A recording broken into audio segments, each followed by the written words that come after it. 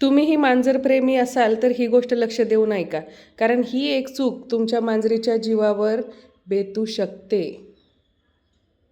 तुम्हाला माहितीच आहे, मनुकाची पिल्लं आता 2 महिन्याची झालेली आहेत आणि तिचं ऑपरेशन करण्यासाठी मी तिला घेऊन गेले होते.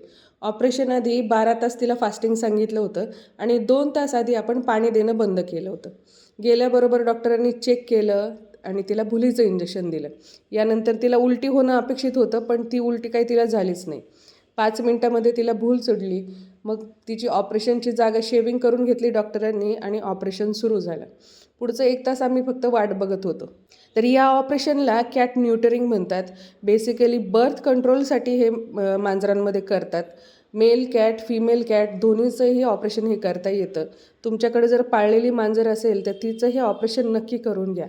सरकारी, प्रायव्हेट दोन्ही दवाखान्यांमध्ये हे ऑपरेशन होतात. अननेसेसरी प्रोडक्शन थांबल्यामुळे मांजराची ओव्हरऑल तब्येतही चांगली राहते आणि त्यांचं विनाकारण बाहेर हिंडणं जे असतं हीटवर आल्यानंतर तेही बंद होतं.